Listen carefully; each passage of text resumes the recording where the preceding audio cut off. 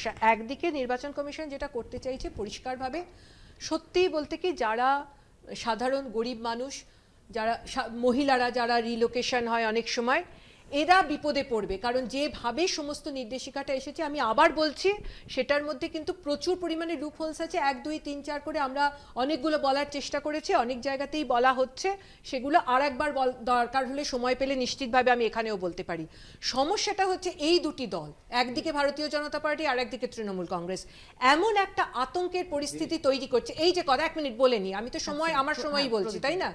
একটা এই যে একটা কথা বলা যে একজনও ভুয়ো ভোটার বা একজনও ভোটার বাদ গেলে, প্রকৃত ভোটার বাদ গেলে আগুন জ্বলবে, এই যে কথাগুলো, বা বলা যে এইখানে এসআইআর এর সঙ্গে সিএ বা এনআরসি কে মানে একই রকম ভাবে ফেলে দেওয়া, যে এখানে এসআইআর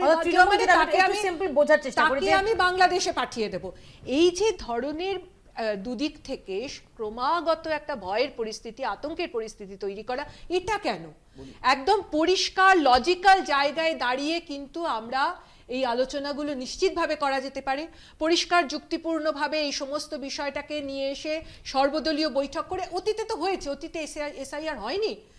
একেবারে ভারতবর্ষ স্বাধীন হওয়ার পর থেকে নিশ্চিতভাবে বারবার ভোটার তালিকা তৈরি হচ্ছে, তার সংশোধন হচ্ছে, এসআইআর হয়েছে 2002-তে যখন এসআইআর হয়েছে। সত্যি কি আমরা তো তখন প্রত্যেকেই আমরা ভোটার, একেবারে বৈধ ভোটার। আমরা তো এই পরিস্থিতির মধ্যে দিয়ে কোনোদিন যাইনি। আজকে যে ঘটনাটা ঘটানো হচ্ছে, দুটি রাজনৈতিক দল আতঙ্কের পরিবেশ সৃষ্টি করছে। যারা আত্মহত্যা করেছেন তাদের বিষয়ে আমি জানি না, কারণ এই বিষয়ে তদন্ত আমি করতে যাইনি, কিন্তু আমি আমার পরিচিত অনেককেই দেখতে পাবো যারা কিন্তু এই মুহূর্তে দাঁড়িয়ে বিভিন্ন কারণে আতঙ্কিত হয়ে পড়েছে। হয়তো তার কাগজপত্র